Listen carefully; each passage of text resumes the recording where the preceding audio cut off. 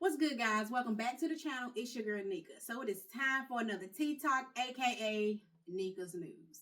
So today I got a story for you. I'm gonna do something a little bit different. I have Miss Christina Williams here, and she's gonna tell her story. But before we get into it, I'm going to go ahead and read a scripture that she really likes. It is Psalms 91, verses 9 through 12. So let's read together. Psalms 91, verses 9 through 12, out of the King James Version. Because thou hast made the Lord, which is my refuge, even the Most High, thy habitation. There shall no evil befall thee, neither shall any plague come nigh thy dwelling. For he shall give his angels charge over thee, to keep thee in all thy ways. They shall bear thee up in their hands, lest thou dash thy foot against a stone. All right, so guys, I'm going to go ahead and give you a quick background story of how I know Miss Christina. So pretty much me and Christina met in high school. That's where I met her brother. We were best friends. So of course we all hung out. And then after that, Christina ended up getting married. She had kids. And that's pretty much the story. So it's up for her to tell you the rest of her story. So I'm going to go ahead on with the first question. Okay, so pretty much give us a background story of the events that led up to you getting arrested. So I was married to my husband since 2010 of December, and I got married to him 2 days after my 19th birthday. That's when I got married, and when we was dating, he was so sweet, gentle, opening car doors and everything. It made me fall in love with him. Right. And after we got married, things changed, and he began being like more standoffish and like being angry towards me for no reason. And then it went from like punching and kicking to more like physical, emotional, mental abuse. And leading up to that event that happened in 2016, I was trying to leave with my kids, and he kept pushing me, and he had locked our kids in the bathroom, and I just wanted to leave, and I said, I'll stay. But he was like, no, you're not going anywhere. I don't believe you. You're not going to stay. And that's when he had tried to put me in a closet and beat me. And the thing that came to my head is like, I gotta protect myself, because I felt like this was the end. Right. Like, he knows I'm serious, I'm leaving. So I had to protect myself, and all I thought about was the gun that was up there on the top shelf. And I grabbed it and fired it, because the safety was off already. Right. So I just fired a gun, and it hit him, and he fell to the ground, and he just kept saying, I'm sorry I did this to you, I'm sorry, call 911. But I was already calling 911 at the time. Right. With the situation happened. So they ended up taking me to the police station, asking me questions why he went to the hospital. And I just kept telling them I was trying to leave. I was trying to leave with my kids. That's all I wanted to do. That's all I wanted to do. And about 30 minutes into talking to the detectives and everybody, I kept asking, like, how's my husband? And they said he didn't make it. Right. So they was like, well, we're going to put you in for a lie detector test and everything. I was like, okay, that's fine. They took pictures, of my face, my body, and everything. So the week later, I went to go take the lie detector test. And they said that I was too emotional and I can't take it, that they will reschedule me to take the lie detector test again. I was like, okay. So when I left there, the funeral home called me and said, we got some more paperwork for you to do for your husband's body. So when I got there, one of the funeral directors standing outside and was like, it's a setup. Right. He's like, the cops are inside. Right. In my head, I was like, well, I don't got no reason to run. Right. I was protecting me and my kids. I said, I had no reason to run. So when I walked up in there, the detectives immediately took my kids and took them straight to the back where the grandparents were at. Mm-hmm. And they said, we can't let you say goodbye or nothing because it'll be too emotional. So they put me in handcuffs and took me to jail. But they didn't know what they was going to charge me with. Whether it was like manslaughter or they didn't know what they was going to charge me with. Mm-hmm. So I sat in county for about 2 weeks and they got me a court-appointed lawyer. And that's when the detective came back and said they was going to charge me with first degree. So how long did you actually have to serve? Did you stay in prison? Well, I had to do 8 to 10 years, which was 95 to 123 months. But with my lawyer and everything, because they was offering me different stuff, my lawyer got it dropped down to second degree, but no contest, which means I'll plead guilty, but I'm not really guilty. Right. Because I know what I did was wrong, Right. But at the end of the day, I was protecting yourself and your kids. I was protecting me and my kids. Right. And I saw that I had to live with because that wasn't only my husband, that was my father's kids. That was somebody I loved. Right. And I hate how things had to come to that. But I want people to know that domestic violence is serious. It's serious. And it could go either way. Yep. And yeah, I mean that's a deep story too. Yeah. And it's crazy like what you have to go through to get out. You know what I mean? And you had to end up going to prison just to get out. Yeah. You know. So one of my questions wasn't even up here, but did you actually did they have proof of any of this before, or there was no proof? There was proof. There was 911 calls. I had a phone that had pictures of my face, my body. Anytime I had bruises, I took pictures of it. The cops were called to our apartments. They made him leave. The cops had sat outside my apartment and everything. But when it came time for me to go to court, none of this stuff could be found. Right. It just disappeared. Right. So you said you were sentenced to 8 to 10 years, but what did you actually do? 8. You did 8 years. Okay. Luckily it won't 10. Yeah. Yes. So I did say, so how long did you endure domestic violence? But you kind of answered it because you mentioned pretty much after you got married. Yeah.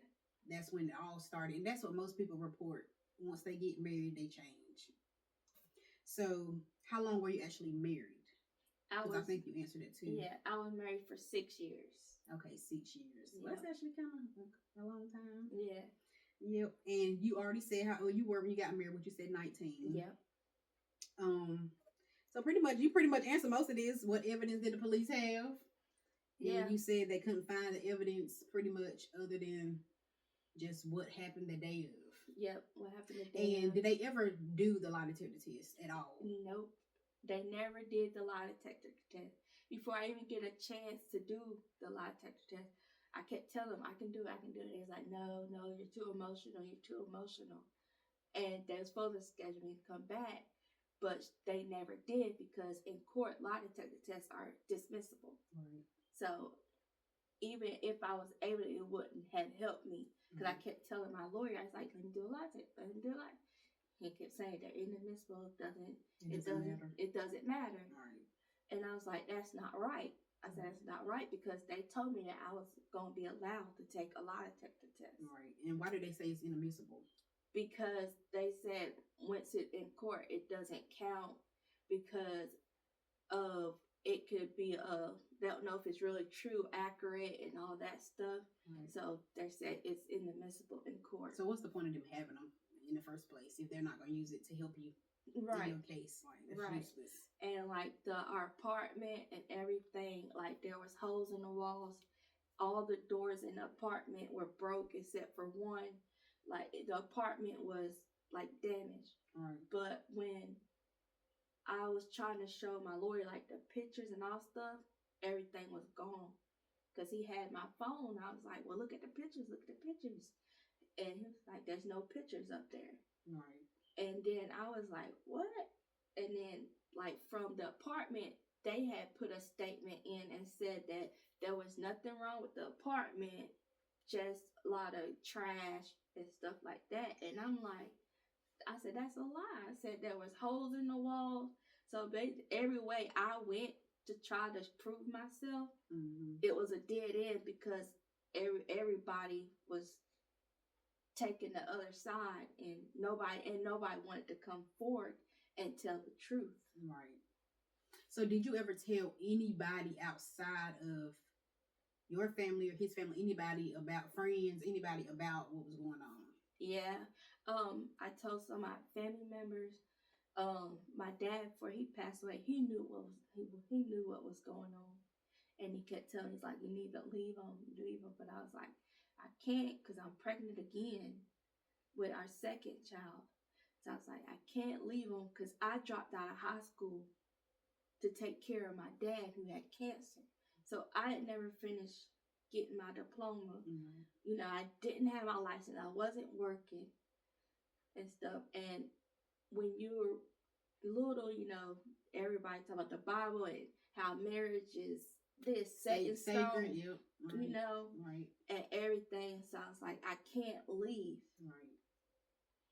So I wanted my kids to have their mom and dad, and I want them to grow up like that. Right. You know, I had a good relationship with my parents, but they were always sick.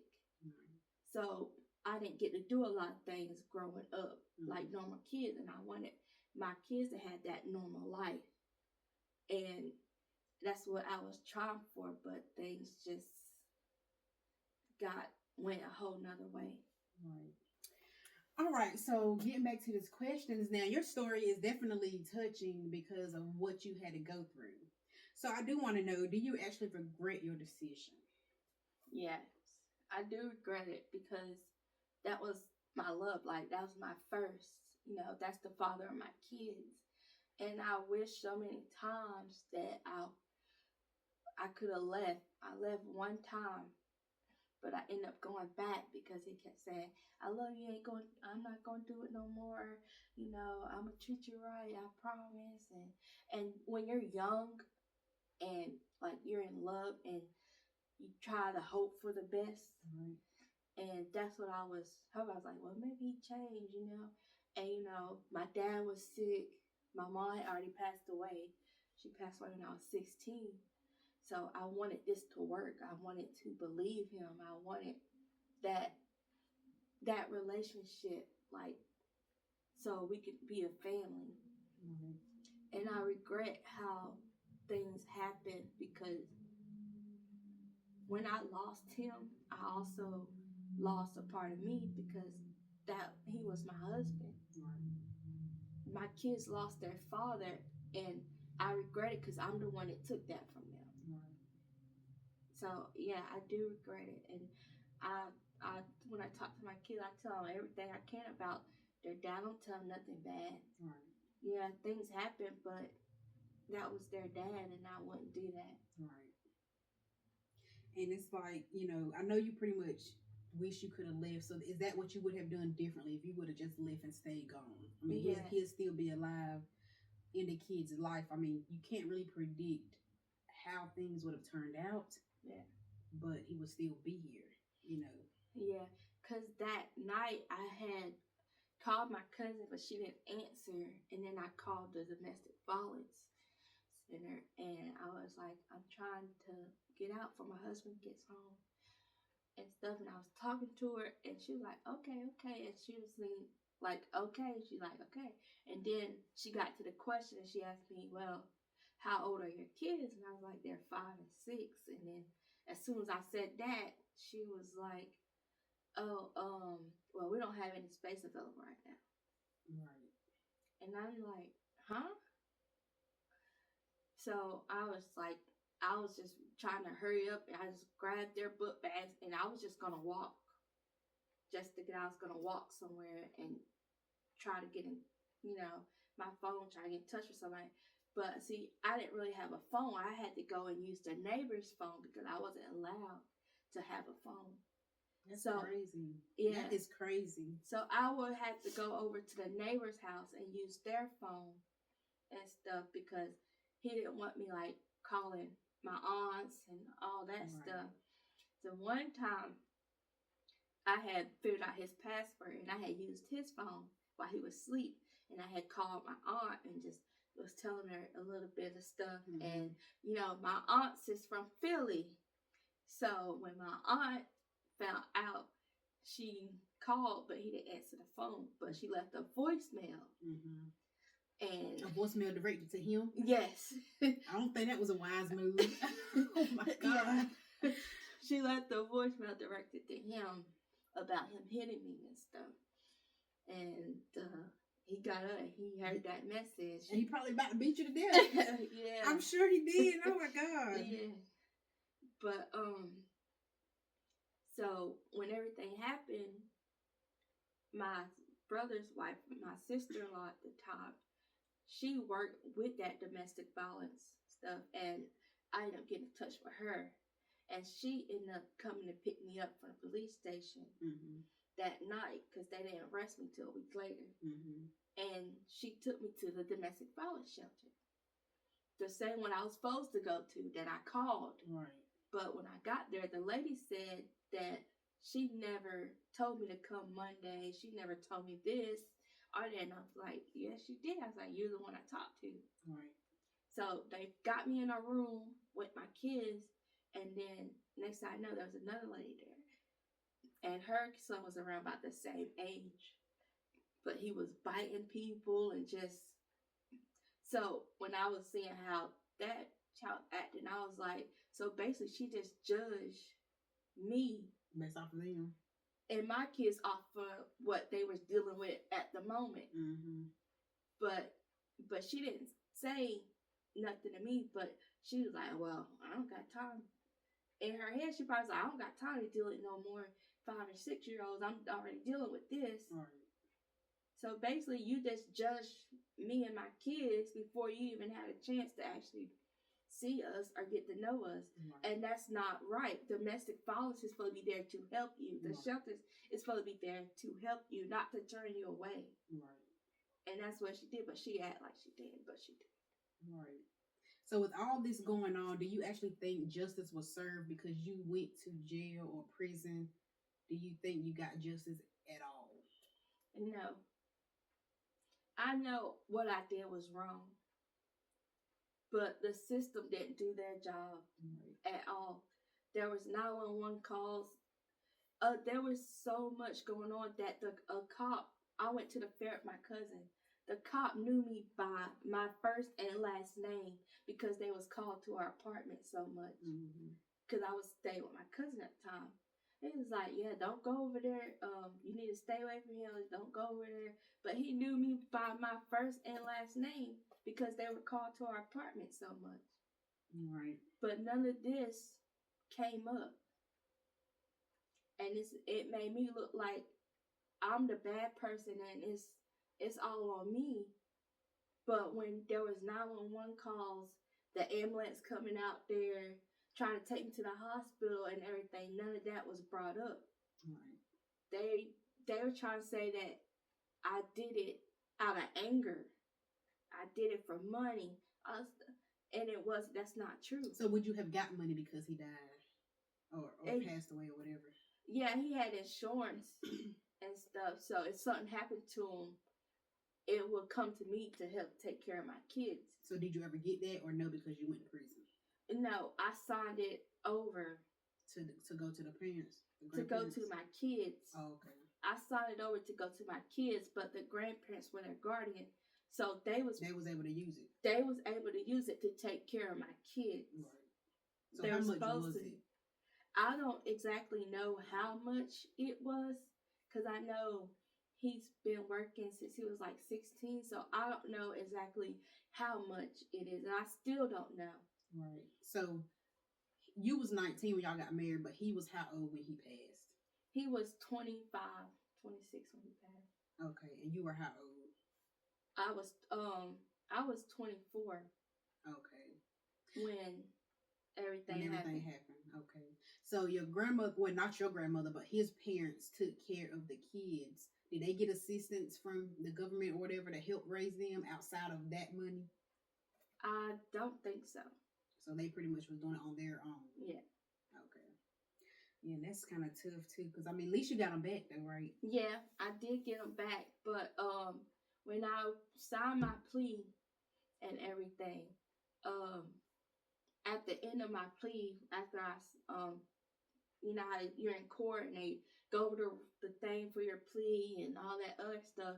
Well, at the end, the judge was like, you are not allowed to have any contact with the family or your kids until you're out of prison and off post release. So you couldn't call them the whole 8 years? I couldn't call them, talk to them, nothing.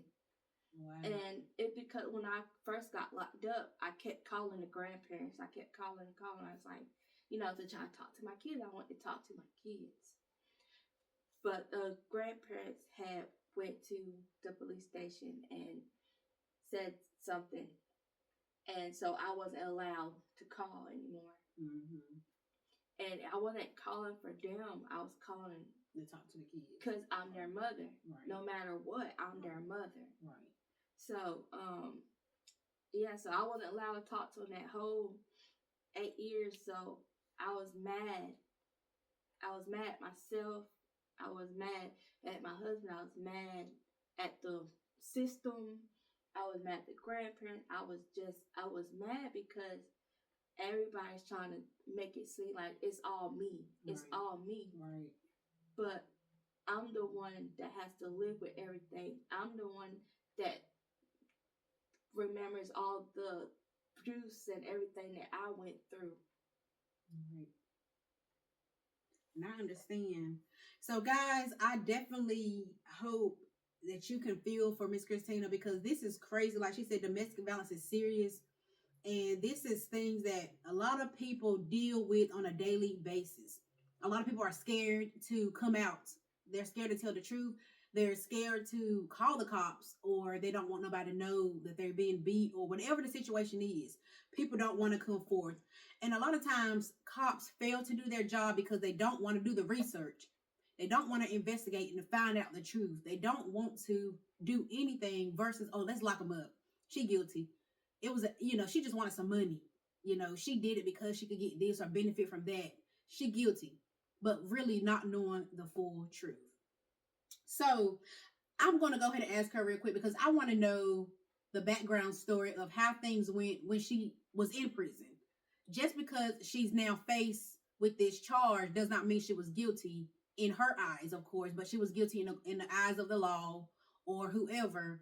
But how did she suffer after she went into the jail system and to prison? So now I'm going to go ahead and I'll find out about that. Yeah. So when I first got into prison, I sat in county for 2 years first. So I didn't get out of county.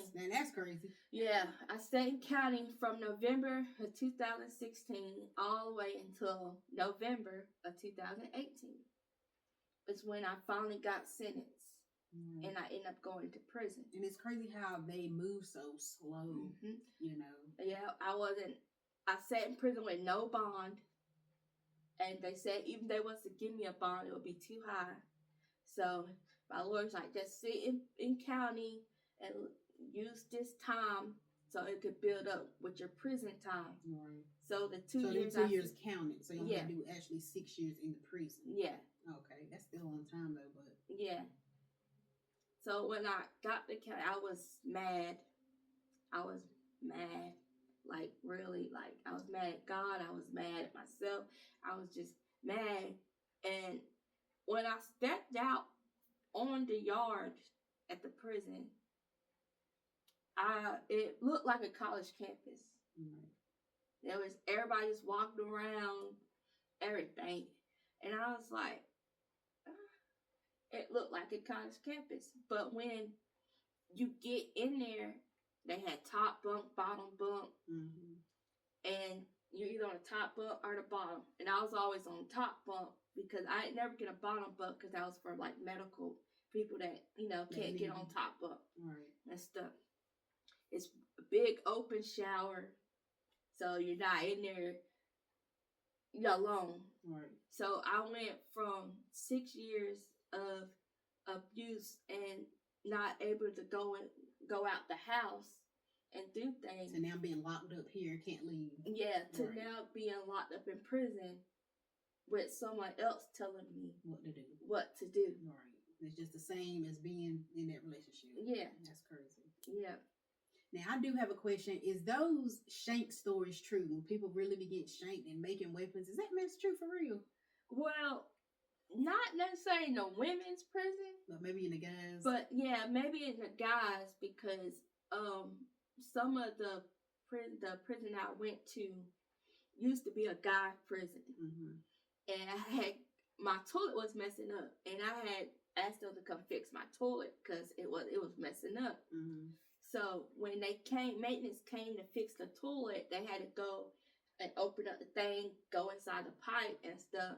And no lie, when they went into the pipe, they pulled out a shank that was like this long, that was wrapped up. That somebody shoved down in there. Somebody shoved down in there, I guess, because the officers was coming, and so they pushed it down. So they pushed it. Caught. Yeah, so they wouldn't get caught. Oh my God! Oh my, that is crazy. Yeah. What did they say when they got it out? Like, I said that's not mine. I said that's not mine. They knew. Right. They knew it was mine. It was rusted and everything, and they was like showing everybody. They was like, dang. And they was telling us how the guys used to hide their stuff and everything. But I was like, it's crazy how people so violent though. Like, oh my God, you be so. I'd rather be on the top bunk too than the bottom anyway. Yeah. Shoot, that's crazy. But did you ever run into situations where you had people come at you the wrong way, or you had a fight? You know. Or... Yeah, I mostly try to stay to myself. I did get a couple of good friends in there. And some of them were in situations like me, you know, like mine's, with domestic violence and stuff. And some of them was able, you know, they got out, and some of them is still sitting in there with life. And I just listened to their stories, and I was like, even though the system like did me wrong, I'm lucky that I'm able to get out and go back to my kids, because some other people in there, they're stuck in there. Right. And they won't never be able to see life again, like outside of there. Yeah. That's good for you, you know, not for them. But... And it's just like, it's just a lot. So now that you're out, do you have, well, first, do you have any other stories to say about it, or not really, you know? Well, prison, I mean, I'll recommend nobody. Right. Nobody, right. You know, I mean, you get three meals a day, but it's not that good of a meal. Right. There's always somebody telling you what to do, what time you got to get up, and everything else, because you have to get up when they make their rounds. They wake you up to make sure, you know, you're alive and well and everything. So that's at 5, 12. They do different rounds, and you have to be up. So how did you get, like, do they supply personal items? Do you have to buy that stuff? You have to buy extra food and stuff like that. Like, you how have did you to get buy funding for that? Your family can send you money and put on your books, and you know you can buy stuff at the store. They call it canteen. You can buy stuff at the store. Did anybody ever send anything to your books? Yeah, my aunt Doris, my friend Nathaniel Roberts, it was like my brother. Like, did Christoph ever send anything, or? No, but he did come and visit me when I was in county. He came and visit me and stuff. He made me cry. He's like, sis, you don't deserve this. I wish I could take your spot. Right. You know, that girl. Yeah. I'm about to tell you, stop talking, because I could picture him now saying that, and the way he struggled in life, I can see him wanting to take your place. Yeah.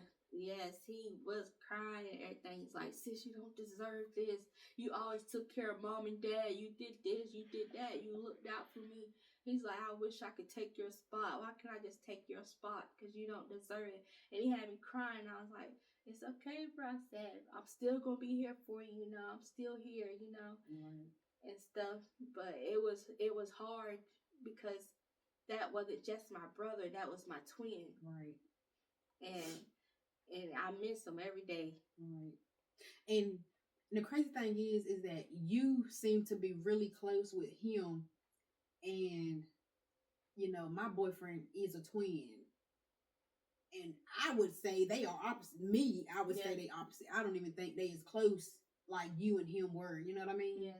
But, you know, that's crazy. And like I say, to know, you know, things about him and, you know, situations. And like I said, I could picture him saying those words because he was that type of guy, you know. And I know he would definitely trade places with you any day if he could. Yeah. For sure. Yeah. But, they was just always telling us what to do, and some of the officers would just be so rude, like we there and we just they make you feel like you less because you're there. You're guilty because you're here, so you ain't nobody to me. And I know exactly how. And I just be looking at some of the officers and they overdo their job, right. Like a lot of them, and like during those 8 years, I seen a lot. And I got in trouble too. I mean, because I wasn't really focusing like I should when I first got there. You know, I got caught with some drugs and everything. Ended up going to single cell, which is another form of jail, and stuff. And I just didn't care. And I wasn't never doing it. I was just selling it. All right. So how did you get the drugs in there? Everybody has their different ways of how they do it. All I know is just be in there and so somebody got it in and then you bought it from them and who was selling it. Yeah, well, I was doing laundry. Oh. At the prison, I was doing laundry, and you get paid different. You either get paid in commissary, you're like doing washing stuff that you're not supposed to wash, like Afghans and all of that stuff. So that was my hustle. Right. So they actually be trying to make these movies out, you know, where it'll be realistic to jail because, you know, you see that on the movies, but you don't really know the truth. You know? But. Yeah. So when that happened, I ended up getting fired from the laundry job. And I was like, what am I going to do? What I'm going to do? And then, I don't know, God brought it to me. Or I don't know, but something's like, go to school. So I was like, you know, I'm gonna do that. So I went to school and I got my GED. And when I got my GED, I was excited. I felt something in me and I was like, I can do this. You know, everybody's telling me, you can't do this, you can't do that. You know, you this. And when I got a GED, I was like, I can do this. And then after I got my GED, it just started class after class. I started taking CDLs, computer basic, just taking advantage of what the prison had to offer. I was stuck in there, might as well make the best of it. So I was taking classes after classes and even college courses and stuff. But I almost had a setback when I was getting my GED because I took my test scores, everything, and I went back to go see what I had made on my test scores. And I was like, well, where's my test scores at? And they was like, I don't know. They was like, it should be here. Come to find out, the two of the tests that I took, they ended up giving it to another inmate. So they got your score? They got my score because her name was the same as mine, Christina Williams. But we had different opus numbers. But they didn't look at that. So you had to do it again. I had to take the test again. So you passed though, right? Yeah. So you passed 2 times in a row. 2 times in a row. So she got a passing grade because of you. Yep. Yep. I'll be doggone. Well, I mean, it's a blessing in disguise for her, and it's still crazy. So that lets you know that you were smart. Yeah. Because you passed twice. Yep. Well, that's good. And then how long did it take you to get your GED in there? Like, are the courses, well, I mean, I don't know if you would know about college life now, because you've been in college since you've been out, right? No, well, not since I've been out, but when I was in prison, I was taking It was college. like college school. So was it set up like? How was it set up? The college? Yeah, like to go to college in prison. Well, I was with, so we had, the college was Warren Wilson, and they had Inside Out. It's called Inside Out. Mm-hmm. And college students would come into the prison, because we had classrooms and stuff like that. Mm-hmm. The college students would come into the prison and sit with us and help us, like we needed help or anything. And we would take class together. Kind of like teach you and stuff. Mm-hmm. Okay. And we would take classes together. Okay, so they would come into prison, but they're learning too. Yeah. Okay, well, that's kind of cool. They didn't have y'all like chained up or nothing, Nope. right? You was free, and okay. Did they have to like ever check y'all before y'all go in there, make sure y'all didn't have, you might stab somebody with a pencil or something? No. I No, mean, they didn't, yeah. Somebody They trying to didn't get never- out. I don't They know. didn't never check us, but the college, they had to be checked and everything when Right they before came they in. come in, because you Yeah. know what they brought in. Yeah. Right. Okay. Well, at least it was like, I guess they give you some freedom Yeah. to not feel like an animal. You know Yeah. what I mean? That was an honor grade though. Right. Well, that's good. So, are you going to school now, or are you trying to go to school now? Yeah, I'm actually trying to get everything straight because I actually do want to go back to Warren Wilson. Oh, so you're gonna go back there to learn more, or Yeah. get more. What do you want to go back for? Oh, writing, creative writing. Okay. And guys, I'm gonna let her tell you, but I think I'm gonna spoil it. So she said writing. She's actually a good poem maker. So you're gonna hear this at the very end, but she made a song. It was completely written by her. I kind of helped put it together, but it is her song. And it is called Down on My Knees. So you guys gotta listen to it, but it was actually a poem that she converted into a song. But let's get back to her. Yes, God gave me that gift. When you're in prison and you feel like you're by yourself, you either write or you can get lost in the prison system. So I started writing, and words just started coming to me, like how I felt, what I went through, and next thing I know, I just had page after page after page, and I was like, I got all this stuff. I said, I want to share it with people and Right. see, And I didn't even ask you to bring one to see if you wanted to actually read it. Yeah. But that would have been good for them to hear one of your poems. But they're gonna hear your song. Yeah, And it was actually a poem. And it's a good song, man. I ain't gonna lie, I had it on repeat. I ain't gonna lie to you. It was on repeat. yes. But I tried. My first poem that I ever wrote while I was in there was called One Sided. They said it was jealousy, insecurity. Said it was my fault. They tried to blame me. But I didn't back down because my God was around. So many times I was black and blue. I had to lie to hide the truth. I was battered and my life didn't matter. I told but was shown no sympathy. I guess God created them with empathy. I had a lot of sorrow, praying for a better tomorrow. Trying to keep my life afloat by hanging on by a rope, praying someone would give me hope. I wanted to end it all because my back was against the wall. They took my kids, didn't even get to say bye, but I'm not gonna get even. I just thank God for being forgiven and the second chance that I've been given. And that is good. That is good. And you, of course, because you wrote it, you remember it word for word. So Yeah. that's the one you sent me. Yeah. Okay. But that was good. And it was good when I read it anyway. But, and you said, how the song, did you like that too? Yes. Yeah. But that poem was good. Yeah. I'm like, Yes. I'm like, yay! Because I didn't ask you to bring one, but you remember that. So that is great, Yeah. And like I said, she is a good poem writer, and it's true. It's facts. It's about her life.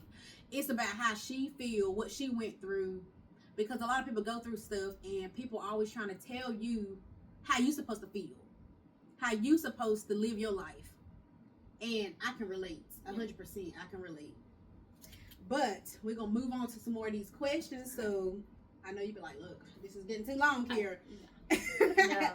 But I do want to know, what kind of advice would you give people in your situation who's going through the same thing? What would you give them to try to help them get free, get out without going to prison? To find their self-worth, to believe in themselves. When we're in domestic violence, we listen to what somebody tells us. Oh, you're not good enough. You won't be nothing without me. And I did this. I do this. You can do it. You can do it.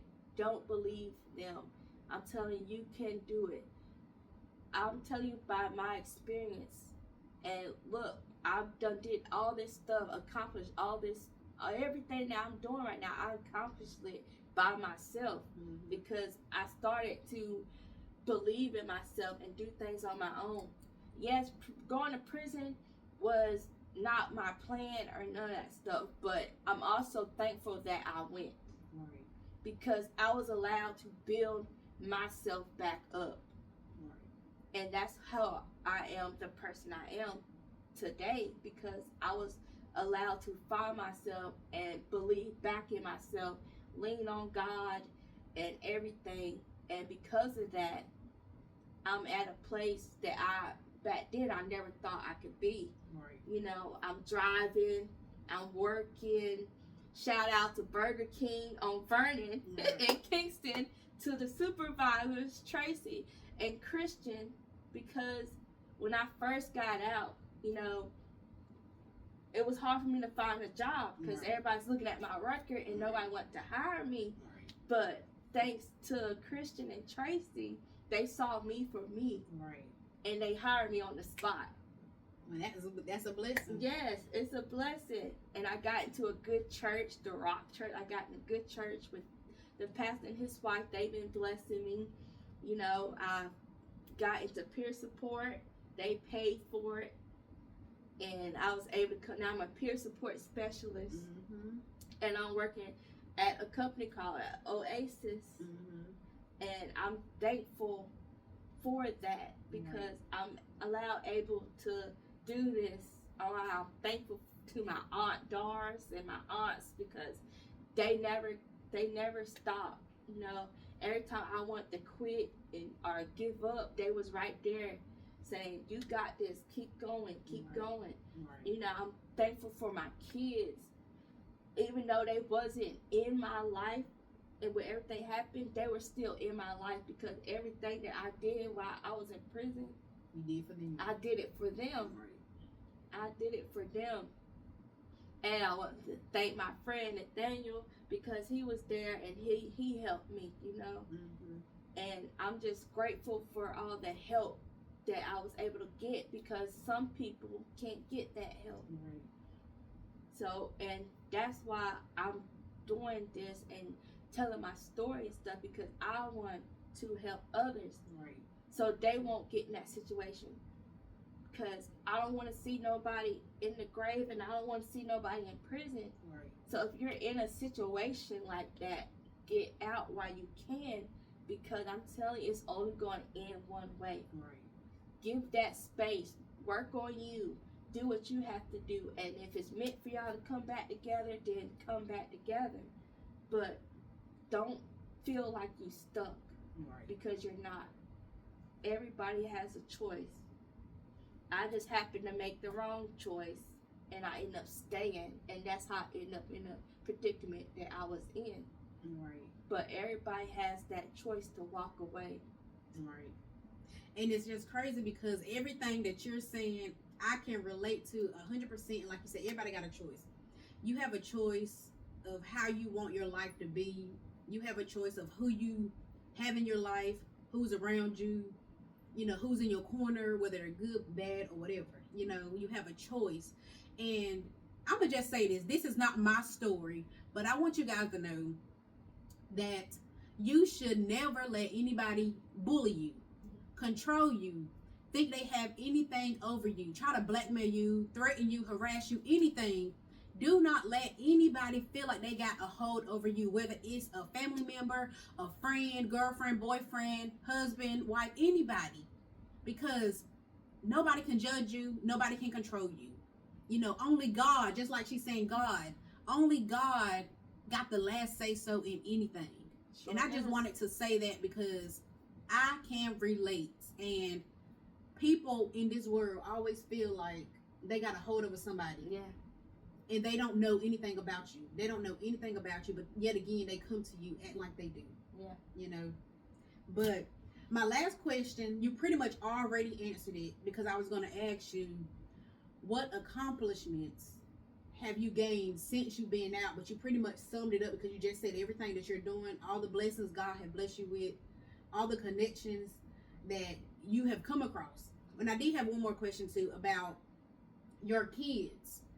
And that's going to sum it up. So now, since you're out, you have your kids, how is the bonding with them? Like, are you on the same page? Do you think they listen to you? Are they like disobedient? Do they do what they want to do? How do you think that is?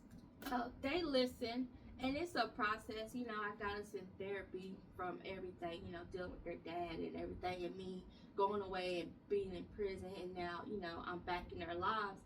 And it's also a process with them because they're back with me. Right. They're in a whole different city and stuff. And, you know, sometimes they want to go back to their old school and everything. But I told them just bear with me because it's all a process. It's all a process. So we gonna get this together and everything. But as bonding and everything, we have fun, you know. Mm-hmm. They're great kids.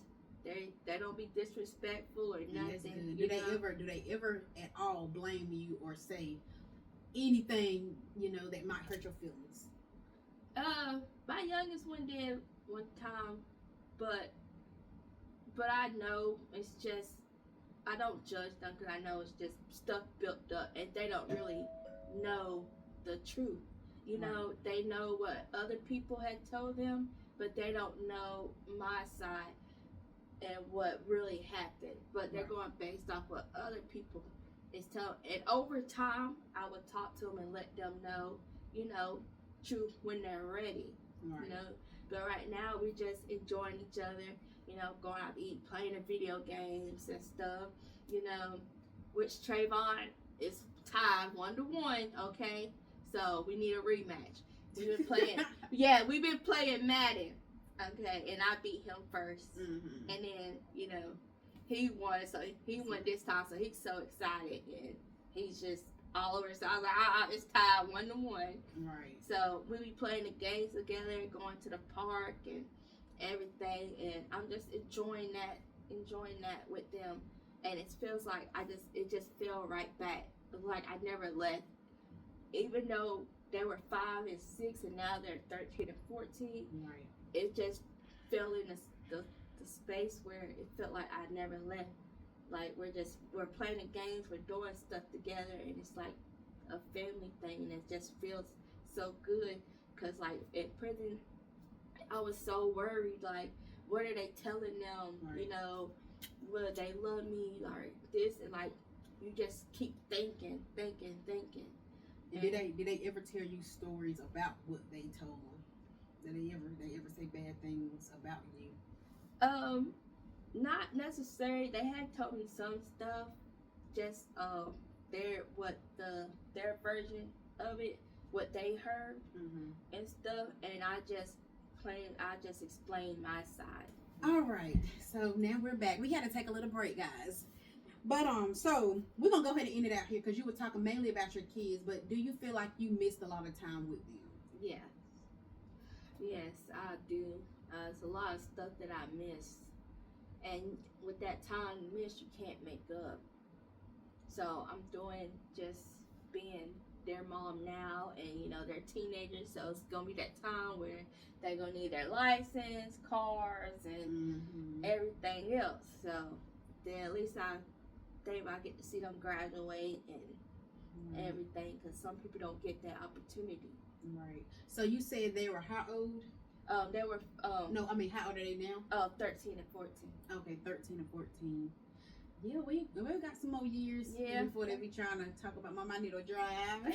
Well, you know, now I think they get their permit when they're 14 or something now. I have no idea. I ain't never get it till I was 18. Yeah. I have no idea. Shoot, I didn't get mine since I was until last year. Hey, it's okay. But God blessed you because you got it, and then you got a car, Yeah. and then you had your apartment. I mean, you had everything. Boom, boom, boom, boom, boom, like literally right behind each other. And some people still struggling to even get that far. You know what I mean? So it's a blessing because you really, I personally think you have accomplished a lot.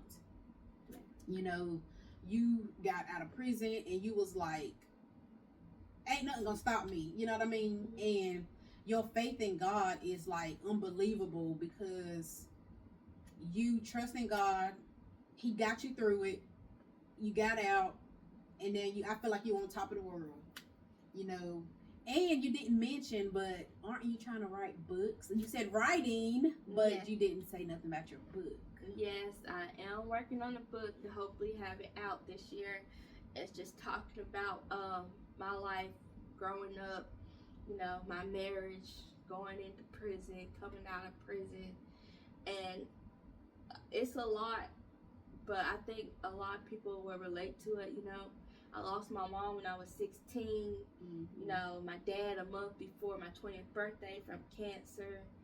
Then, you know, I ended up marrying my husband, and it didn't turn out the way I thought it would. I thought we were going to grow old together, you know. Right. But it didn't happen like that. I had a miscarriage, and I ended up having to, even though I had a miscarriage, he still took me to an abortion clinic, you know. Then I ended up getting pregnant right back again, and I ended up having 2. So he didn't want the first one? No. He didn't want the first one. Wow. But then what made him change his mind on the second and third one? The second one, I told him, because he was trying. He tried to punch me in the stomach and everything, and I blocked him, and I said, "You're going to kill our son." I didn't know it was going to be a boy. Right. You were just trying to protect the baby. Yes. Right. And then he was like, "Well, how you know it's a boy?" And I was like, "I just know."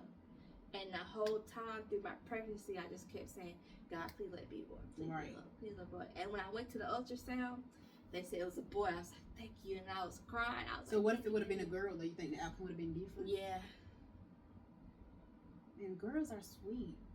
Well, to look at your baby.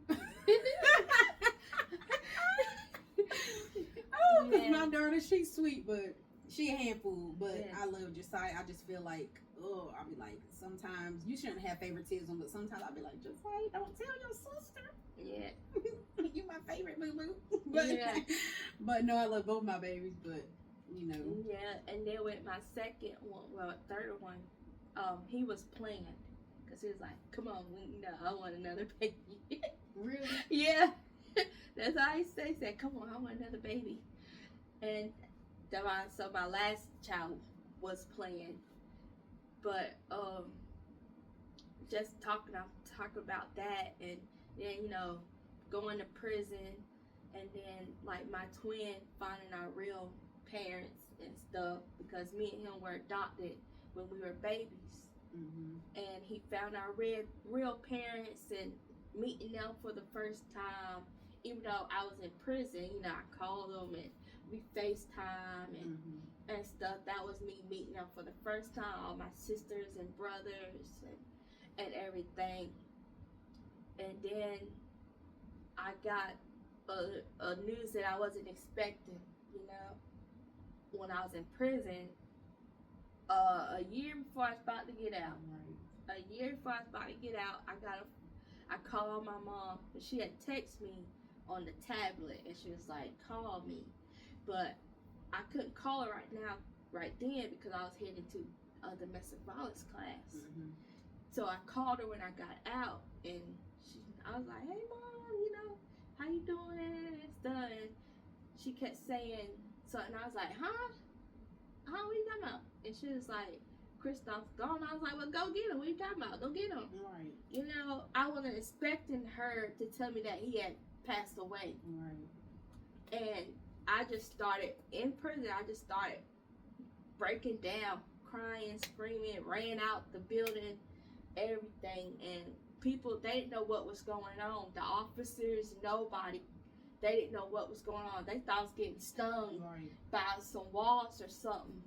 And when they realized that my twin brother had just passed away, they ran and got the chaplain. Mm-hmm. God, she is so sweet. This chaplain daughter, she is just so sweet. And they ran and got her and brought her up there to me, and she just held me. Mm-hmm. Just held me the whole time while I was crying, and it's like, not my twin, and stuff. And I wasn't expecting that, Right.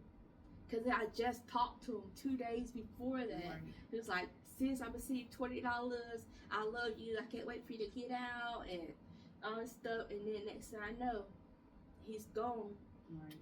and over fentanyl. And I was like, what? So, like, it was crazy. And then find out my mom had cancer. And I was like, dang, I already lost a mom. Right. You know, my dad lost him to cancer, and now my real mom got cancer. And I'm like, dang, I just lost my twin. Right, everybody. Yeah, so I was able to, when I got out of prison, I was able to go up there. My PO let me go up there and spend some time with my mom and everything. And then in March I got in September 24. In March, that's when my mom had passed away from cancer. But I was able to get some months and some time with her before she passed away. But it kind of hurts because that was actually my first time getting to know my mom, and I didn't even get a chance to know my mom. Right. You know. So now you mentioned to me before about your dad, your real dad. So are you guys still not close? Is he closer? It's we're getting there. I try to call him and stuff and everything. And we're building that bond and stuff. I'm still getting into it, you know, calling him and stuff. Cause you know, my mom, she would call. She would call. But you know, dads, they don't really call like that. They don't. You know, dads don't really call like that and everything. So that's probably why we're like that. Cause so it's different, you know. But with my other dad, you know, I was daddy's little girl, and you know, and everything. But I call my dad and stuff, and we're building a relationship, like sports, stuff like that. You know, I'm trying to get up there and go see him and everything. But yeah, we building a relationship, you know, with my siblings and everything, getting to know my sisters and my brothers and everything. So it's a lot, but I'm thankful, you know, for everything. And it's hard when you lose people. Right. You know, it makes you want to like back up, give up, you know, and all that stuff. But I want something better for my kids, and I want to live my life like Christoph is living it with me. Right. You know, and that's what I want to do, because he's not getting that chance to finish to doing what he wanted to do in life. Right. So anytime I do so, I was like, Chris, I did this for you, you know, come on, let's go, you know. Right. So, but my book is just talking about my life and dealing with everything in prison. And it's a lot. That's what my book is, just based off my story. Your story. You telling your story here, but your book is gonna be even better. Yeah, I'm sure. So how long is your book gonna be, like page wise? Do you know, or not really? I ain't gonna make it that long. I'm trying to, but I ain't gonna tell everything. Right. You gotta keep some stuff to yourself. Yeah, I ain't gonna tell everything, but I am gonna say the main gist of everything and what led up to prison, like the people I lost and everything. Right. But I'd probably say about 12 chapters, maybe 20 chapters. Okay, yeah, and don't be like me, being too open with my life, you know, and telling everybody you think you trust, you know, don't be like me. Yeah. But I'm gonna go ahead and end it out here, guys. So first, before we end it out, I'm gonna go ahead and let you guys listen to her song "Down on Your Knees," or actually "Down on My Knees." Take a listen.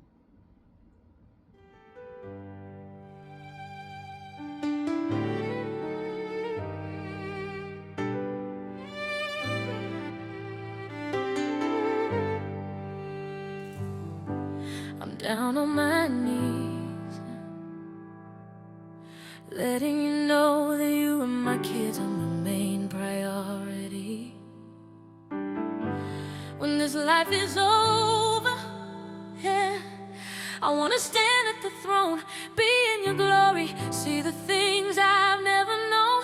'Cause you know my hurt and pain, you know the situation that I'm going through, and can't nobody help me the way that you do, no. So I'm down on my knees, giving it all to you. Yeah, Lord, I surrender, Jesus. When I was a little girl, my mama told me so. People gonna talk about your child, you should know. So when the guilt, hurt, and shame start living in your soul, darling, just get down on your knees and give it all to Him. Give it to Him. Yes, Lord, He can handle it. I'm going down for my mistakes, I'm going down for my hurt and pain. I'm giving it all to you. Every tear, every fear, every scar, every shame, Lord, I'm giving it all to you. Take it, Jesus, take it all. When I can't find the words to pray, and my strength is fading day by day, I remember you're still God. You never turned your face away. You picked me up when I was broken. You held me close when I was weak. So here I am, Lord, once again, down on my knees.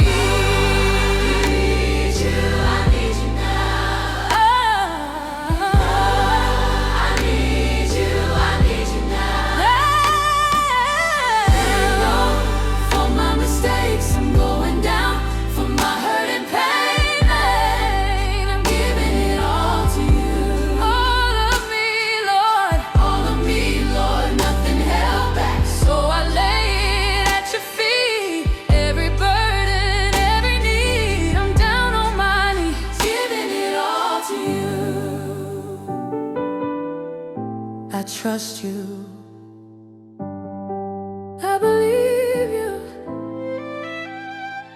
It's in your hands, Lord.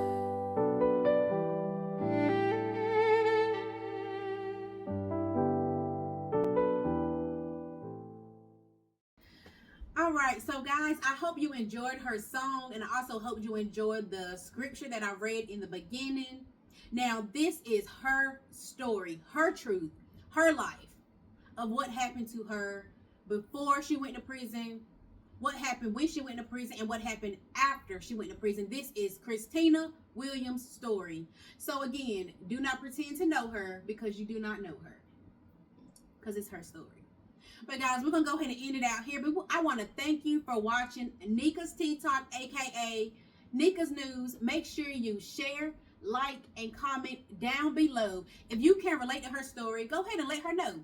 Comment down below your story. And guys, we all thank you for taking the time to watch it. Make sure you share this video. So take it easy, guys, and it's been real.